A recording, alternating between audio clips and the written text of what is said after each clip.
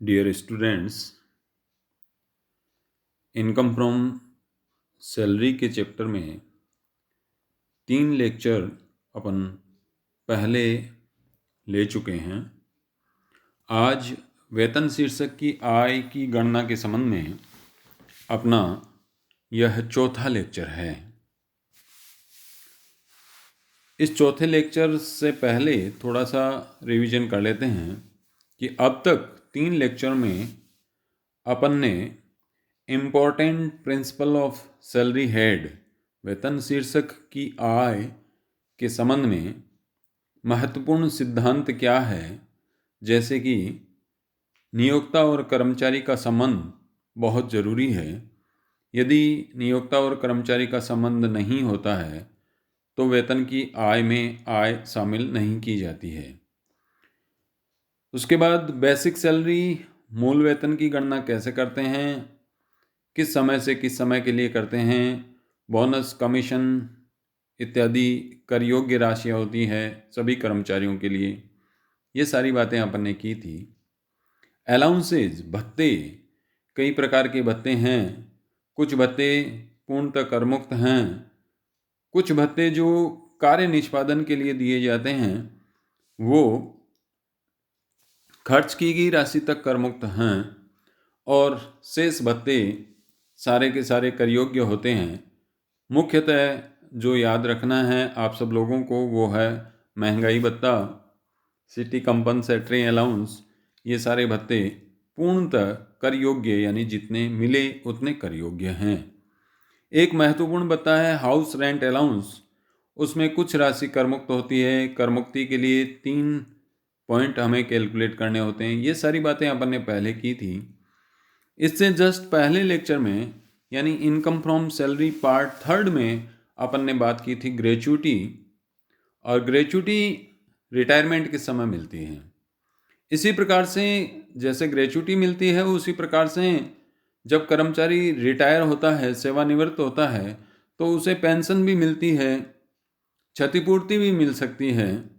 तो ये पेंशन और क्षतिपूर्ति के संबंध में आज अपन इस लेक्चर में बात करेंगे। Now in this lecture we discuss the pension and compensation, यानी आयकर अधिनियम के अंतर्गत पेंशन और कंपनसेशन के कर योग्य या कर मुक्त होने के संबंध में क्या नियम है, ये सारी बातें अपन इस लेक्चर में करेंगे। तो आइए देखते हैं।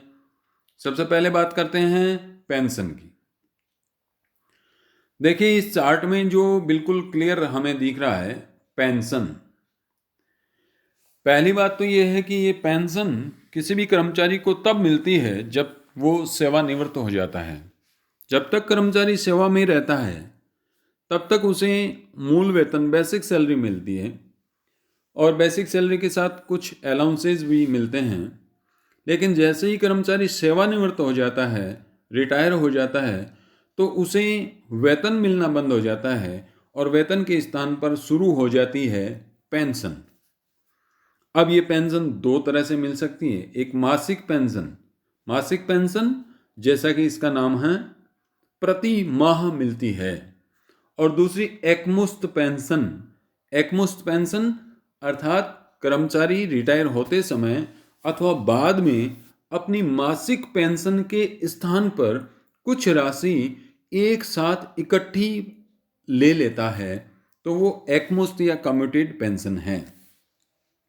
मासिक पेंशन जो होती है, ये मासिक pension monthly pension taxable for all types of employee, अर्थात चाहे किसी भी प्रकार का कर्मचारी हो, चाहे वो सरकारी कर्मचारी हो, चाहे वो निजी कर्मचारी हो, चाहे वो किसी कंपनी का कर्मचारी हो, सभी प्रकार के कर्मचारियों को मिलने वाली मासिक पेंशन पूर्णतः कर योग्य होती है। अर्थात कुछ भी राशि इसमें से घटाई नहीं जाएगी। जितनी मिल रही है वो सारी की सारी इनकम फ्रॉम सैलरी के हेड के अंदर जोड़ दी जाती है। लेकिन एक खास बात ध्यान रखनी है, वो ये है कि कर्मचारी के आश्रित को प्राप्त हो। यदि ये मासिक पेंशन कर्मचारी की मृत्यु होने के बाद कर्मचारी पर जो डिपेंडेंट व्यक्ति है उसको मासिक पेंशन मिल रही है कर्मचारी के स्थान पर, तो आश्रित को प्राप्त होने वाली जो मासिक पेंशन है वह अन्य साधनों से आय के रूप में कर योग्य होती है। इनकम फ्रॉम अदर सोर्सेज, अर्थात आश्रित को मिलने वाली पेंशन इनकम फ्रॉम सैलरी में शामिल नहीं होती है, बल्कि वो कहाँ शामिल होती है, वो इनकम फ्रॉम अदर सोर्सेज में शामिल होती है। ये याद रखना है। वहाँ पर इसके नियम हैं, वो अपन वहाँ चर्चा करेंगे। सामान्य नियम ये है कि उसको जितनी पेंशन मिलती है वो फैमिली पेंशन के रूप में, पारिवारिक पेंशन के रूप में उसका 1/3 कर मुक्त होता है और बाकी सारी कर योग्य होती है। अब बात करते हैं एकमुश्त पेंशन। एकमुश्त पेंशन अर्थात इस मासिक पेंशन के स्थान पर कर्मचारी कुछ पेंशन की राशि एक साथ इकट्ठी प्राप्त कर लेता है, उसको एकमुश्त पेंशन। अब ये एकमुश्त पेंशन प्राप्त करने वाला कर्मचारी कैसा कर्मचारी है?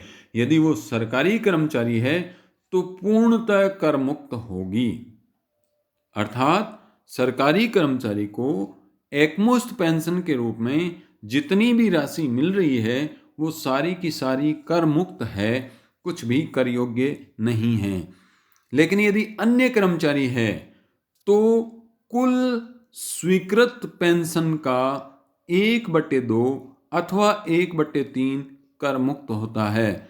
1/2 या 1/3 में हमने लिखा है कि ये 1/3 तब होगा जबकि साथ में ग्रेच्युटी भी मिले, यानी कर्मचारी रिटायर होने के बाद एकमुश्त पेंशन प्राप्त करता है और एकमुश्त पेंशन अन्य कर्मचारी को मिल रही है, अर्थात वो सरकारी कर्मचारी नहीं है और पेंशन के साथ उसे ग्रेच्युटी भी मिल रही है, तो ऐसी स्थिति में जो उसकी कुल स्वीकृत पेंशन है, ये शब्द इंपॉर्टेंट है, टोटल एक्सेप्टेड या टोटल अलाउड पेंशन, उसका 1/3 भाग कर मुक्त है।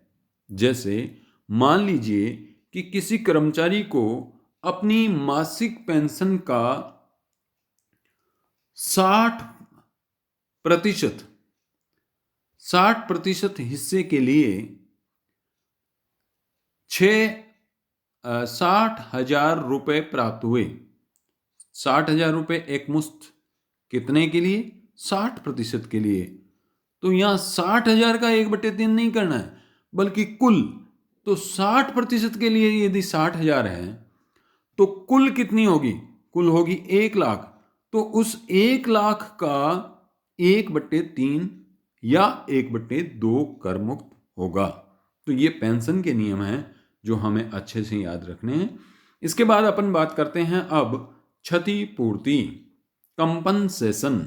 देखिए, क्षतिपूर्ति 2 तरह की, एक सेवा में रहते हुए क्षतिपूर्ति, एक सेवा समाप्ति पर क्षतिपूर्ति।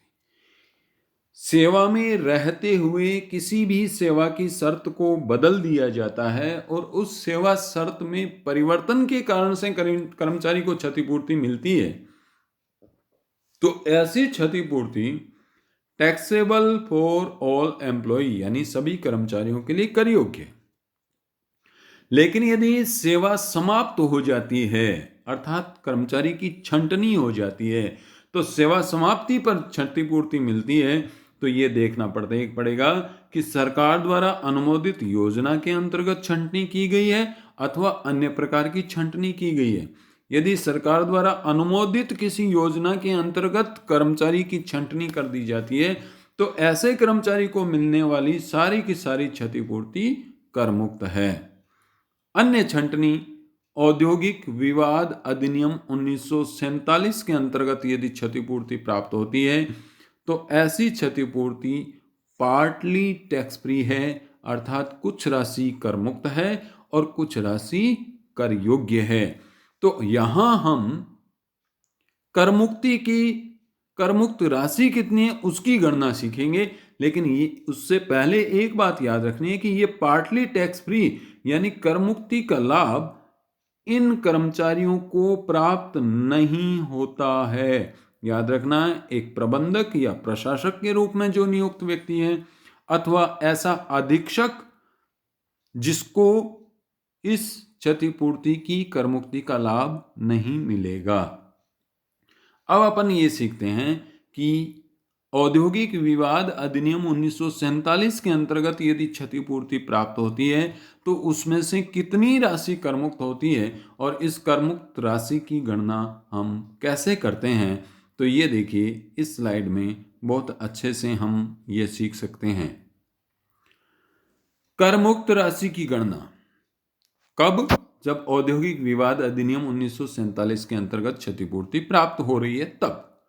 करमुक्त राशि की गणना करने के लिए 3 पॉइंट हमें कैलकुलेट करने हैं। नंबर फर्स्ट, अमाउंट रिसीव्ड अर्थात क्षतिपूर्ति के रूप में उसे राशि कितनी प्राप्त हो रही है। नंबर सेकंड, मैक्सिमम ₹5 लाख अर्थात 5 लाख रुपए। नंबर थर्ड, कैलकुलेशन के लिए एक फॉर्मूला है। फॉर्मूला क्या है? सर्विस ईयर राउंडेड करने अर्थात 6 माह से अधिक की सेवा को पूर्ण वर्ष मान लिया जाएगा। सर्विस ईयर अर्थात उस कर्मचारी ने कितने वर्ष सेवा की। यदि किसी कर्मचारी ने 14 वर्ष 7 माह की सेवा की तो यहाँ पर सर्विस ईयर 15 वर्ष माना जाएगा। इंटू 15 और इंटू लास्ट 3 मंथ सैलरी, पिछले जिस समय उसको हटाया है उससे ठीक पिछले 3 महीने की सैलरी और उन 3 महीनों में डेज इन लास्ट 3 मंथ का भाग लगाना है अर्थात प्रतिदिन का वेतन ज्ञात करना है।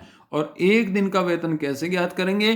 पिछले 3 महीनों का वेतन और उसमें जिन 3 महीनों का वेतन ले रहे हैं उन 3 महीनों की दिनों की संख्या का भाग लगाएंगे तो ये प्रति माह की सैलरी आएगी। अब इस सैलरी में क्या क्या शामिल करेंगे कि यहाँ जो ये 3 महीने की सैलरी ले रहे हैं इसमें क्या क्या शामिल करेंगे? बेसिक सैलरी और ऑल अलाउंसेज। याद रखना है यहाँ पर क्षतिपूर्ति की करमुक्त राशि की गणना करने के उद्देश्य से वेतन में सभी प्रकार के भत्ते शामिल किए जाएंगे, चाहे वो कर मुक्त है चाहे वो कर योग्य है, टैक्स फ्री और टैक्सेबल।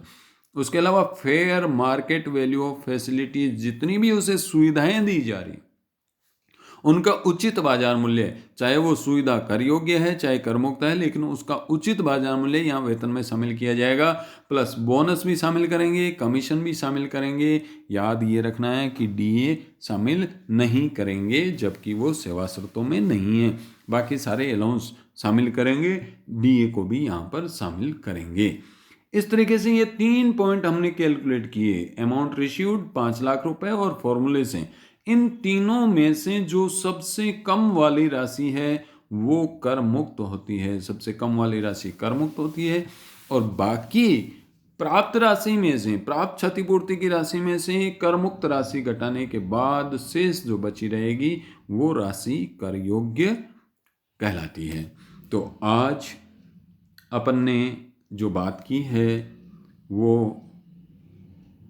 क्षतिपूर्ति के संबंध में और पेंशन के संबंध में बात की है। अब अगले लेक्चर में हम सैलरी के बाकी अन्य महत्वपूर्ण प्रावधान सीखेंगे। ये सारी चीज़ें जब तक नियम या प्रावधान जब तक हमें अच्छे से ध्यान नहीं है, ज्ञात नहीं है, तब तक हम किसी भी न्यूमेरिकल क्वेश्चन को हल नहीं कर सकते।